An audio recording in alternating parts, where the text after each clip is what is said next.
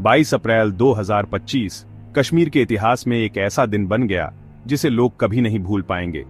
यह दिन कश्मीर के लिए एक काला दिन बनकर आया, जब पूरी घाटी पर मातम छा गया।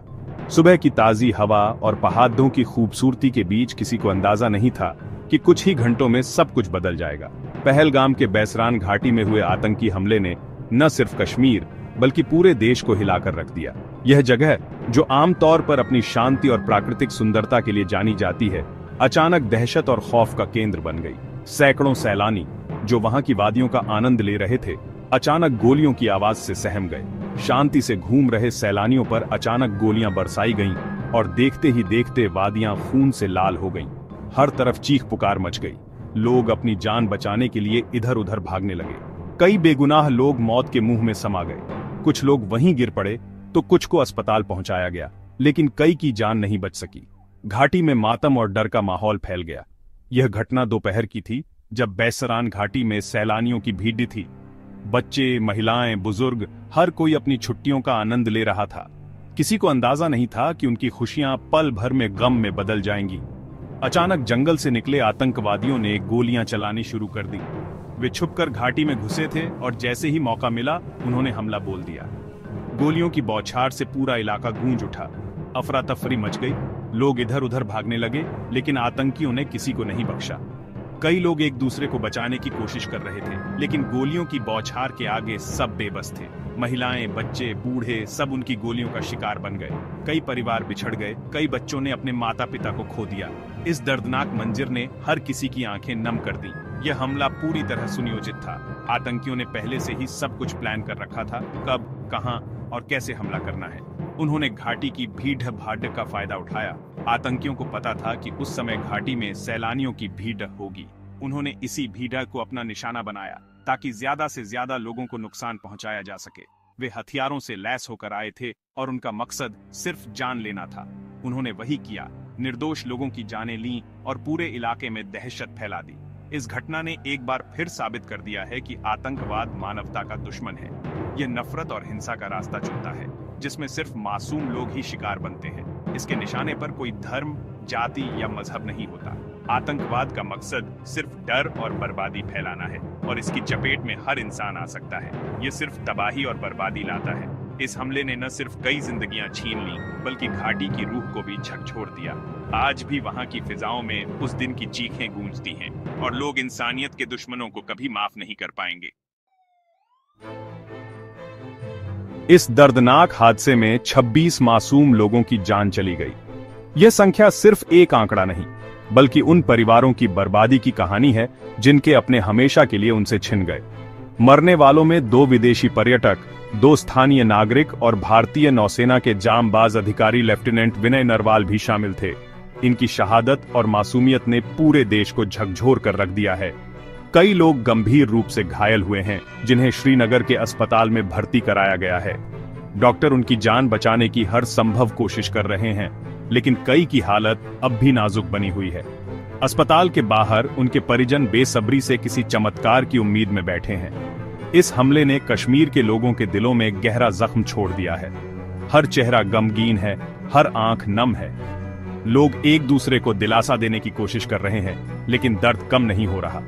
आतंकवादियों ने बेकसूर लोगों पर अंधाधुंध गोलियां बरसाईं। किसी को नहीं बख्शा, न औरत, न बच्चा, न बुजुर्ग। हर तरफ चीख पुकार मच गई। लोग जान बचाने के लिए इधर उधर भागने लगे।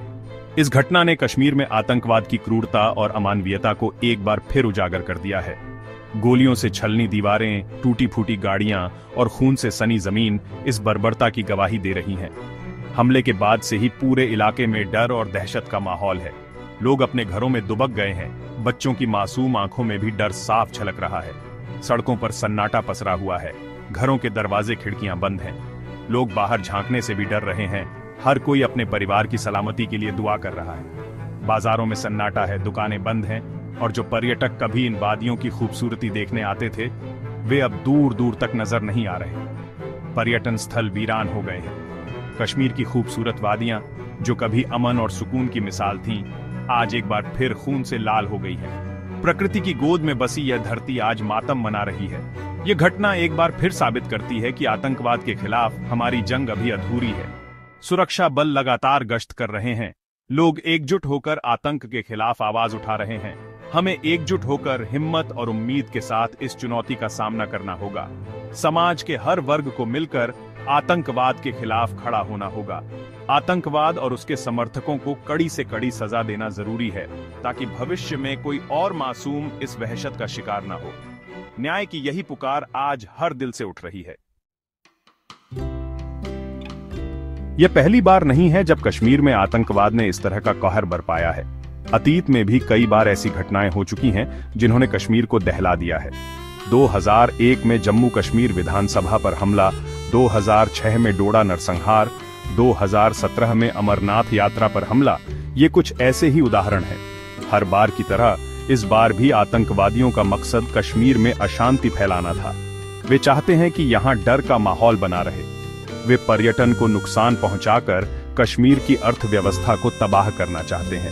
लेकिन कश्मीर के लोग इन आतंकी हमलों से डरने वाले नहीं हैं।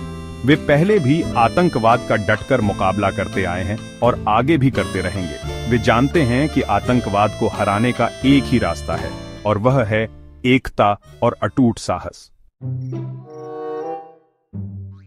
इस हमले की जिम्मेदारी टीआरएफ ने ली है। टीआरएफ यानी दी रेजिस्टेंस फ्रंट।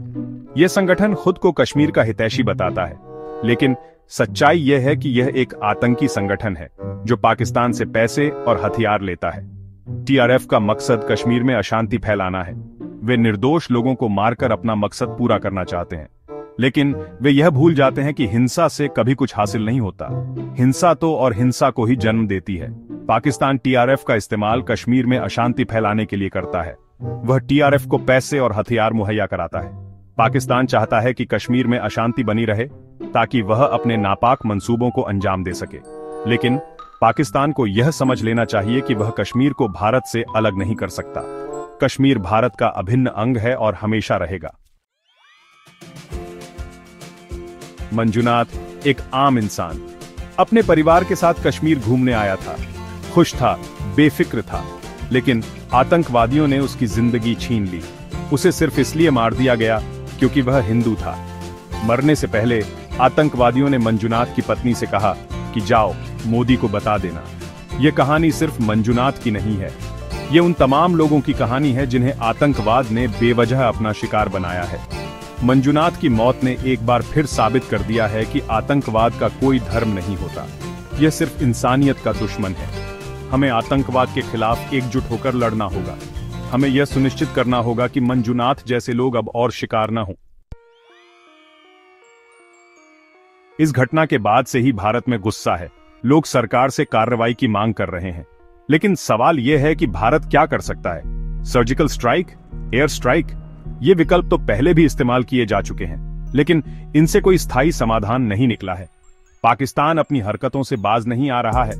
जरूरत इस बात की है कि भारत एक ठोस और दीर्घकालिक रणनीति बनाए। हमें सिर्फ आतंकवादियों को मारने से काम नहीं चलेगा। हमें आतंकवाद की जड़ों पर प्रहार करना होगा। हमें उन ताकतों को कमजोर करना होगा जो आतंकवाद को पनाह देती हैं। यह घटना एक बार फिर सुरक्षा व्यवस्था पर सवाल खड़े करती है। आखिर आतंकवादी इतनी आसानी से कैसे वारदात को अंजाम दे पाए? क्या खुफिया तंत्र नाकाम रहा? क्या सुरक्षा बलों को पहले से ही इस हमले की जानकारी नहीं थी? सरकार को इन सवालों के जवाब देने होंगे। सुरक्षा व्यवस्था में जो भी खामियां हैं, उन्हें दूर करना होगा। हमें यह सुनिश्चित करना होगा कि भविष्य में ऐसी घटनाएं दोबारा न हों। 2018 से 2022 के बीच जम्मू कश्मीर में 174 नागरिक मारे गए हैं। यह आंकड़ा बताता है कि आतंकवाद से निपटने के लिए अभी बहुत कुछ करने की जरूरत है। आतंकवाद एक वैश्विक समस्या है। इससे सिर्फ भारत ही नहीं, पूरी दुनिया जूझ रही है। आतंकवाद के खिलाफ जंग एक लंबी और कठिन लड़ाई है, लेकिन हमें हार नहीं माननी चाहिए। हमें एकजुट होकर इस चुनौती का सामना करना होगा। हमें यह समझना होगा कि आतंकवाद का कोई धर्म नहीं होता, यह सिर्फ इंसानियत का दुश्मन है। हमें आतंकवाद के खिलाफ मिलकर लड़ना होगा, तभी हम इस समस्या से निजात पा सकते हैं। क्या हम पर्याप्त सतर्क हैं?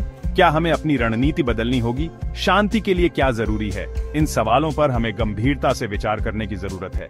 तभी हम कश्मीर में स्थायी शांति ला सकते हैं।